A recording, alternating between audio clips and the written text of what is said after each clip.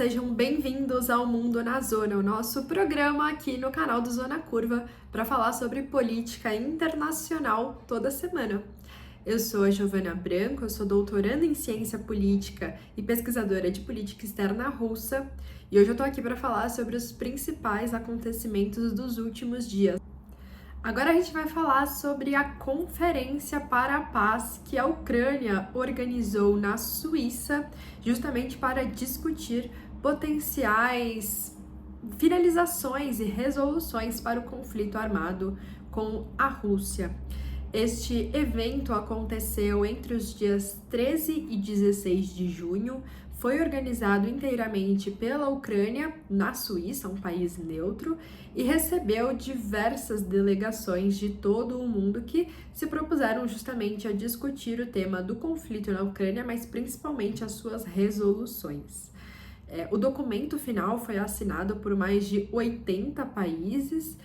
e ressaltou alguns pontos bem importantes, sobretudo a necessidade e a importância de manter a integridade territorial da Ucrânia para qualquer tipo de processo de paz e resolução do conflito. Então, mostrando justamente que mais de 80 países entendem que manter o território ucraniano completo da forma que ele era antes mesmo do conflito armado começar é crucial para que exista uma verdadeira paz entre esses países. Caso contrário, a gente pode ver justamente a retomada de um conflito armado no futuro. E é interessante que o próprio presidente ucraniano, Volodymyr Zelensky, disse em uma declaração ao final da conferência que estaria pronto para falar sobre a paz com Vladimir Putin amanhã, se fosse necessário, caso a Rússia retirasse as suas tropas de todo o território ucraniano,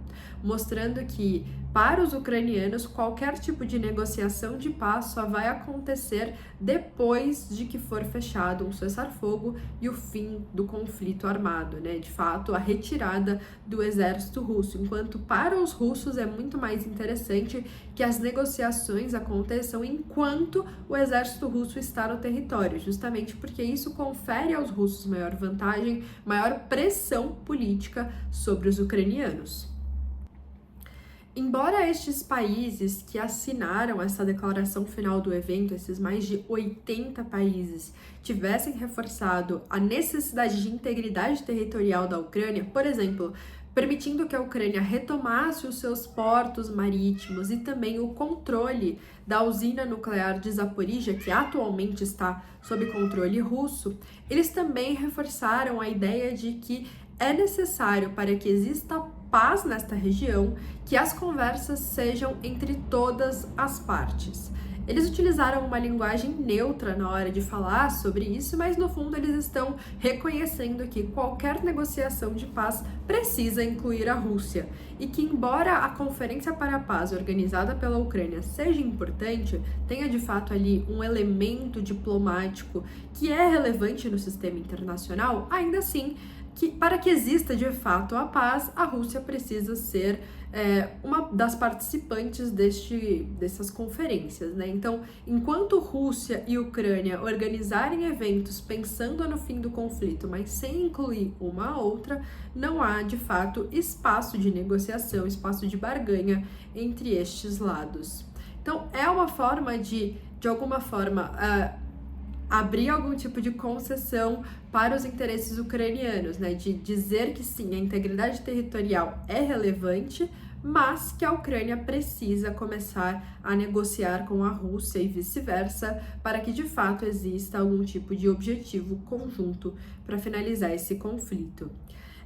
Alguns países bem importantes não endossaram este documento, foram principalmente 6 países do G20, o G20 que é o grupo das 20 maiores economias do mundo, na verdade são 19 países e mais a União Europeia, e entre eles não endossaram o documento final da Conferência para a Paz o Brasil, o México, a Arábia Saudita, a Índia e a Indonésia. Inclusive, o presidente ucraniano Volodymyr Zelensky cobrou tanto o Brasil e também a China para um posicionamento mais duro em relação às negociações de paz com a Rússia e também algum tipo de interferência maior. Então, ele não necessariamente abriu espaço para que ambos sejam mediadores deste conflito, como era o interesse tanto do Brasil quanto da China em determinado momento desde o início da guerra em 2022, mas ele também pediu por um posicionamento mais claro, já que Brasil, principalmente, vem assumindo uma posição de neutralidade em relação a este conflito, embora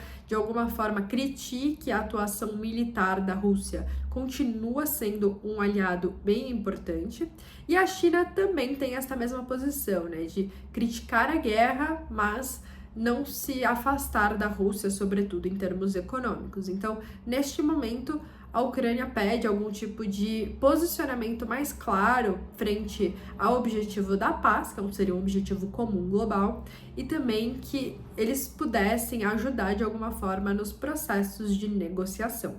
A conferência aconteceu logo após uma declaração importante do presidente russo Vladimir Putin sobre quais seriam as condições da Rússia para que houvesse paz na Ucrânia e quais seriam as suas condições, nacionais para que pudesse haver de fato um cessar-fogo e o início de negociações. Quais as condições para tudo isso? Segundo o presidente russo, Putin,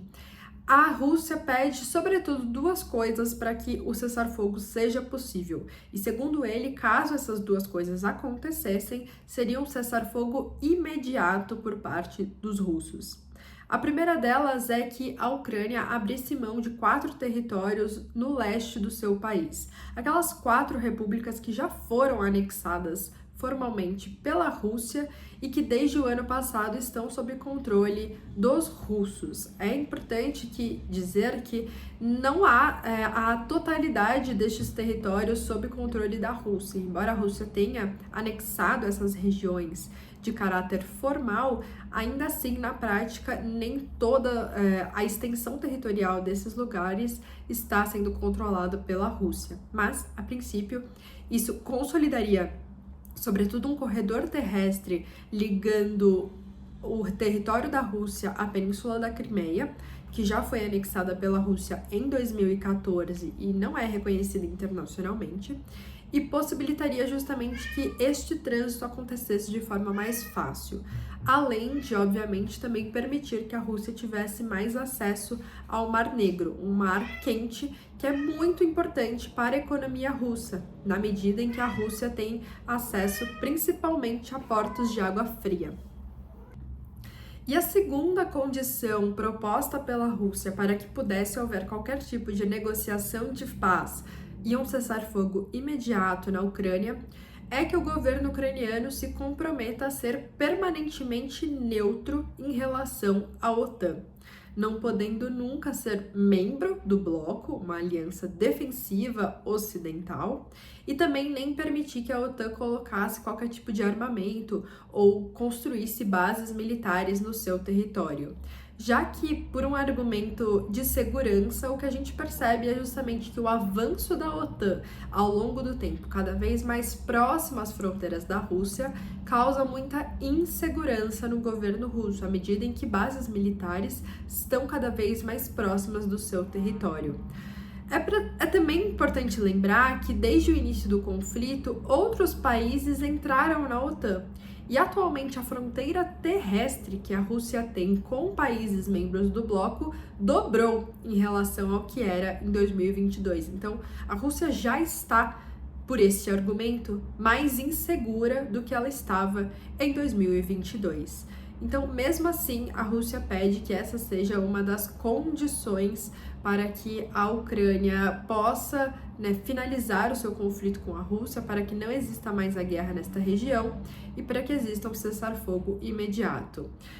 O presidente Zelensky ainda não fez uma declaração totalmente respondendo a esta proposta da Rússia, mas pelo que foi decidido na Conferência para a Paz apenas alguns dias depois, já dá para perceber que isso não é necessariamente levado em consideração, inclusive porque muitos países que endossaram o documento final disseram sobre a necessidade de totalidade, né, da integridade territorial da Ucrânia, que vai justamente contrário à proposta da Rússia de que a Ucrânia cedesse 4 dos seus territórios para os russos. Eu espero que vocês tenham gostado do vídeo de hoje. Se vocês tiverem qualquer dúvida sobre esses temas, comentem aqui embaixo. E também, se vocês tiverem sugestões de temas para a próxima semana, também é só falar por aqui. Muito obrigada e até o vídeo da semana que vem.